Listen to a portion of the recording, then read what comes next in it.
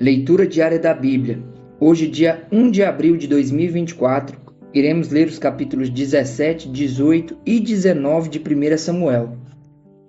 Davi e Golias. Capítulo 17. Os filisteus juntaram suas forças para a guerra e se reuniram em Socó de Judá, e acamparam em Éfes-Damim, entre Socó e Azeca.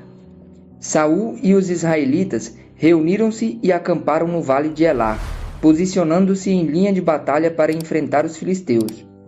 Os filisteus ocuparam uma colina e os israelitas outras, estando o vale entre eles.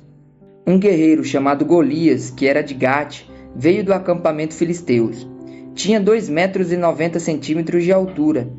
Ele usava um capacete de bronze e vestia uma couraça de escamas de bronze que pesava 60 quilos. Nas pernas usava uma canaleira de bronze e tinha um dardo de bronze pendurado nas costas. A haste da sua lança era parecida com uma lançadeira de tecelão, e a sua ponta de ferro pesava 7,2 kg. Seu escudeiro ia à frente dele. Golias parou e gritou às tropas de Israel: "Por que vocês estão se posicionando para a batalha? Não sou um filisteu e vocês servos de Saul? Escolha um homem para lutar comigo. Se ele puder lutar e vencer-me, nós seremos seus escravos. Todavia, se eu o vencer e o puser fora de combate, vocês serão os nossos escravos e nos servirão." E acrescentou: "Eu desafio hoje as tropas de Israel. Mandem-me um homem para lutar sozinho comigo." Ao ouvirem as palavras do filisteu, Saul e todos os israelitas ficaram atônitos e apavorados. Davi era filho de Jessé, o efrateu de Belém de Judá. Jessé tinha 8 filhos e já era idoso na época de Saul. Os 3 filhos mais velhos de Jessé tinham ido para a guerra com Saul: Eliabe, o mais velho, Abinadab, o segundo, e Samá, o terceiro. Davi era o caçula. Os 3 mais velhos seguiram Saul. Mas Davi ia ao acampamento de Saul e voltava para apacentar as ovelhas de seu pai em Belém. Durante 40 dias, o filisteu aproximou-se de manhã e de tarde, e tomou posição. Nessa ocasião, Jessé disse ao seu filho Davi: "Pegue uma arroba de grãos tostados e 10 pães e leve-os depressa aos seus irmãos no acampamento. Leve também estes 10 queijos ao comandante da unidade deles. Veja como estão seus irmãos e traga-me alguma garantia de que estão bem. Eles estão com Saul e com todos os homens de Israel no vale de Elá, lutando contra os filisteus." Levantando-se de madrugada, Davi deixou o rebanho com outro pastor, pegou a carga e partiu, conforme Jessé lhe havia ordenado. Chegou ao acampamento na hora em que, com um grito de batalha, o exército estava saindo para as posições de combate. Israel e os filisteus estavam se posicionando em linha de batalha, frente a frente. Davi deixou o que havia trazido com o responsável pelos suprimentos e correu para a linha de batalha para saber como estavam seus irmãos. Enquanto conversava com ele, Golias, o guerreiro filisteu de Gate, avançou e lançou seu desafio habitual, e Davi o ouviu. Quando os israelitas viram um homem, todos fugiram cheios de medo. Os israelitas diziam entre si: "Vocês viram aquele homem? Ele veio desafiar Israel. O rei dará grandes riquezas a quem o vencer. Também lhe dará sua filha em casamento e isentará de impostos em Israel a família de seu pai." Davi perguntou aos soldados que estavam ao seu lado: "O que receberá o homem que matar esse filisteu e salvar a honra de Israel? Quem é esse filisteu incircunciso para desafiar os exércitos do Deus vivo?" Repetiram a Davi o que haviam comentado e lhe disseram: "É isso que receberá o homem que matá-lo." Quando Eliabe, o irmão mais velho, ouviu Davi falando com os soldados, ficou muito irritado com ele e perguntou: "Por que você veio até aqui? Com quem deixou aquelas poucas ovelhas no deserto? Sei que você é presunçoso e que o seu coração é mau. Você veio só para ver a batalha." E disse Davi: "O que fiz agora? Será que não posso nem mesmo conversar?" Ele então se virou para o outro e perguntou a mesma coisa, e os homens responderam-lhe como antes. As palavras de Davi chegaram aos ouvidos de Saul, que o mandou chamar. Davi disse a Saul: "Ninguém deve ficar com o coração abatido por causa desse filisteu. Teu servo irá e lutará com ele." Respondeu Saul: Você não tem condições de lutar com esse filisteu. Você é apenas um rapaz, e ele é um guerreiro desde a mocidade. Davi, entretanto, disse a Saul: Teu servo toma conta das ovelhas de seu pai.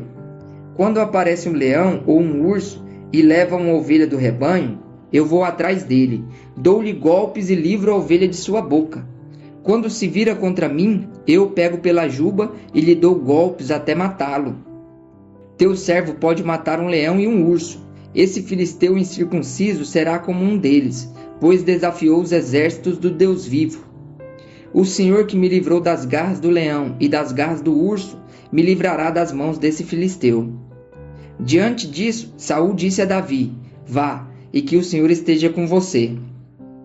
Saul vestiu Davi com a sua própria túnica, colocou-lhe a armadura e lhe pôs um capacete de bronze na cabeça. Davi prendeu sua espada sobre a túnica e tentou andar, pois não estava acostumado com aquilo.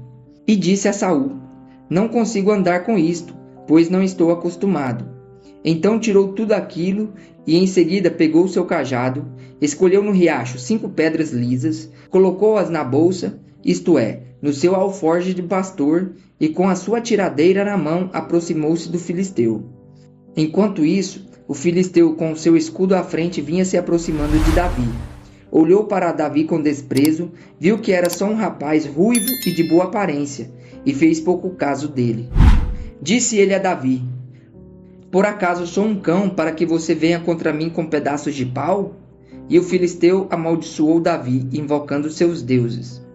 E disse: Venha aqui, e darei a sua carne às aves do céu e aos animais do campo. Davi, porém, disse ao filisteu: Você vem contra mim com espada, com lança e com dardos, mas eu vou contra você em nome do Senhor dos Exércitos, o Deus dos exércitos de Israel, a quem você desafiou. Hoje mesmo o Senhor o entregará nas minhas mãos, e eu o matarei e cortarei a sua cabeça. Hoje mesmo darei os cadáveres do exército filisteu às aves do céu e aos animais selvagens, e toda a terra saberá que há um Deus em Israel. Todos os que estão aqui saberão que não é por espada ou lança que o Senhor concede vitória, pois a batalha é do Senhor, e ele entregará todos vocês em nossas mãos. Quando o filisteu começou a vir na direção de Davi, este correu para a linha de batalha para enfrentá-lo.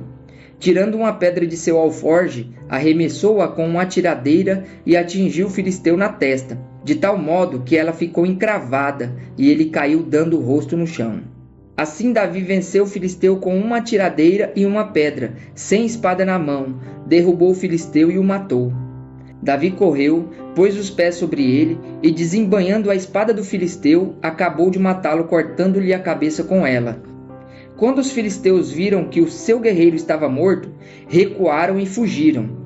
Então os homens de Israel e de Judá deram um grito de guerra e perseguiram os filisteus até a entrada de Gate e até as portas de Ecrom.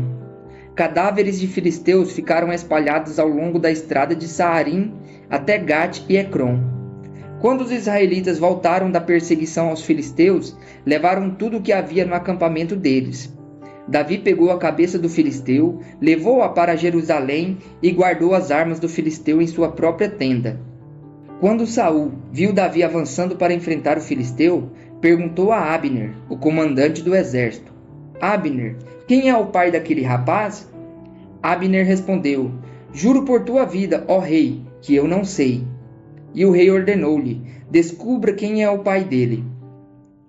Logo que Davi voltou, depois de ter matado o filisteu, Abner levou-o perante Saul. Davi ainda segurava a cabeça de Golias. E Saul lhe perguntou: De quem você é filho, meu jovem? Respondeu Davi: Sou filho do teu servo Jessé de Belém. A inveja de Saul, capítulo 18. Depois dessa conversa de Davi com Saul, surgiu tão grande amizade entre Jonatas e Davi que Jonatas tornou-se o seu melhor amigo. Daquele dia em diante, Saul manteve Davi consigo e não o deixou voltar à casa de seu pai. E Jonatas fez um acordo de amizade com Davi, pois se tornara o seu melhor amigo.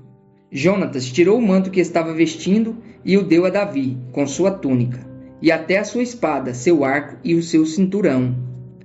Tudo o que Saul lhe ordenava fazer, Davi fazia com tanta habilidade que Saul lhe deu um posto elevado no exército. Isso agradou a todo o povo, bem como os conselheiros de Saul. Quando os soldados voltavam para casa, depois que Davi matou o filisteu, as mulheres saíram de todas as cidades de Israel ao encontro do rei Saul com cânticos e danças, com tamborins, com músicas alegres e instrumentos de 3 cordas. As mulheres dançavam e cantavam. Saul matou milhares, Davi dezenas de milhares.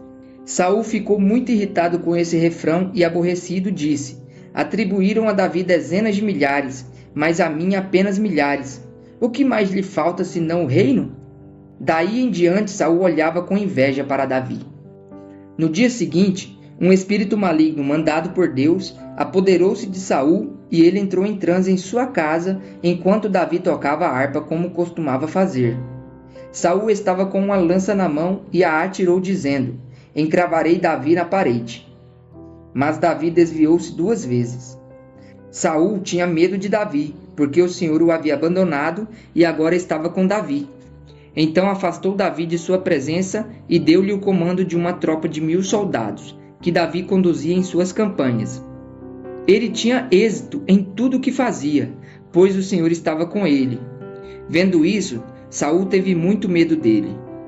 Todo Israel e todo Judá, porém, gostavam de Davi, pois ele os conduzia em suas batalhas. Saul disse a Davi: aqui está minha filha mais velha, Merabe. Eu a darei em casamento a você. Apenas sirva-me com bravura e lute as batalhas do Senhor. Pois Saul pensou: não o matarei, deixo isso para os filisteus.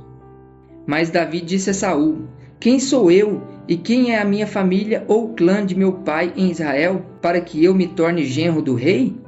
Por isso, quando chegou a época de Merabe, a filha de Saul, ser dada em casamento a Davi, ela foi dada a Adriel de Meolá. Mical, a outra filha de Saul, gostava de Davi. Quando disseram isso a Saul, ele ficou contente e pensou: eu a darei a ele, para que lhe sirva de armadilha, fazendo-o cair nas mãos dos filisteus. Então Saul disse a Davi: hoje você tem uma segunda oportunidade de tornar-se meu genro. Então Saul ordenou aos seus conselheiros que falassem em particular com Davi, dizendo: o rei está satisfeito com você, e todos os seus conselheiros o estimam. Torne-se agora seu genro. Quando falaram com Davi, ele disse: vocês acham que tornar-se genro do rei é fácil? Sou homem pobre e sem recursos. Quando os conselheiros de Saul lhe contaram o que Davi tinha dito, Saul ordenou que dissessem a Davi: o rei não quer outro preço pela noiva além de 100 prepúcios de filisteus, para vingar-se de seus inimigos. O plano de Saul era que Davi fosse morto pelos filisteus. Quando os conselheiros falaram novamente com Davi, ele gostou da ideia de tornar-se genro do rei. Por isso, antes de terminar o prazo estipulado, Davi e os seus soldados saíram e mataram 200 filisteus. Ele trouxe os prepúcios e apresentou-os ao rei para que se tornasse seu genro. Então Saul lhe deu em casamento sua filha Mical. Quando Saul viu claramente que o Senhor estava com Davi e que a sua filha Mical o amava, temeu-o ainda mais e continuou seu inimigo pelo resto da vida.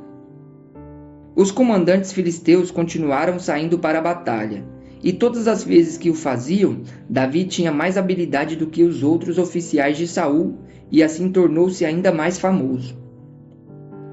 Saul procura matar Davi. Capítulo 19. Saul falou a seu filho Jonatas e a todos os seus conselheiros sobre a intenção de matar Davi. Jonatas, porém, gostava muito de Davi e o alertou: meu pai está procurando uma oportunidade para matá-lo. Tenha cuidado amanhã cedo. Vá para um esconderijo e fique por lá. Sairei e ficarei com meu pai no campo, onde você estiver.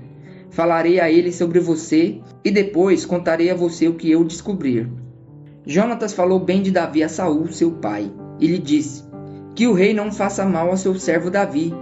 Ele não lhe fez mal nenhum. Ao contrário, o que ele fez trouxe grandes benefícios ao rei. Ele arriscou a vida quando matou o filisteu. O Senhor trouxe grande vitória para todo Israel. Tu mesmo viste tudo e ficaste contente. Por que então farias mal a um inocente como Davi, matando-o sem motivo?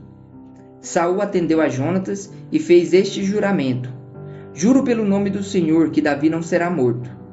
Então Jonatas chamou Davi e lhe contou a conversa toda.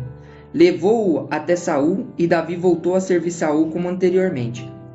E houve guerra outra vez, e Davi foi lutar contra os filisteus. Ele lhes impôs uma grande derrota, por isso fugiram de Davi. Mas um espírito maligno mandado pelo Senhor apoderou-se de Saul quando ele estava sentado em sua casa, com a sua lança na mão. Enquanto Davi estava tocando a harpa, Saul tentou encravá-lo na parede com a sua lança, mas Davi desviou-se e a lança encravou na parede. E Davi conseguiu escapar. Naquela mesma noite, Saul enviou alguns homens à casa de Davi para vigiá-lo e matá-lo de manhã. Mas Mical, a mulher de Davi, o alertou: se você não fugir esta noite para salvar sua vida, amanhã estará morto. Então Mical fez Davi descer por uma janela e ele fugiu. Depois Mical pegou um ídolo do clã e o deitou na cama. Pôs uma almofada de pelos de cabra na cabeceira e o cobriu com um manto. Quando chegaram os homens que Saul tinha enviado para prender Davi, Mical disse: ele está doente. Então Saul enviou os homens de volta para verem Davi, dizendo: tragam-no até aqui, em sua cama, para que eu o mate.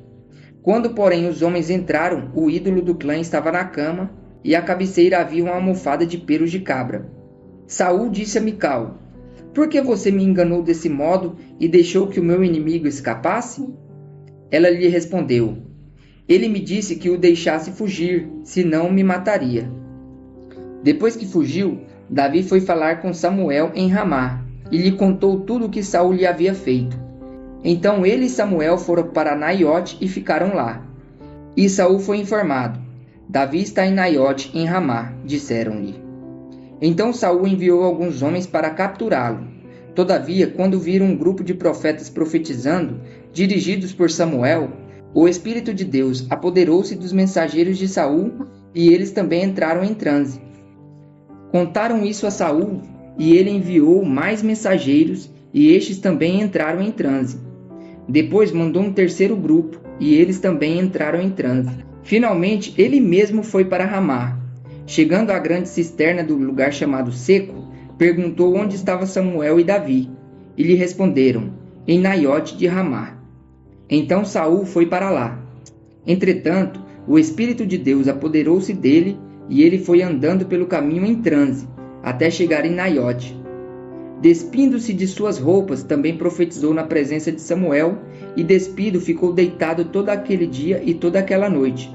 Por isso, o povo diz: está Saul também entre os profetas?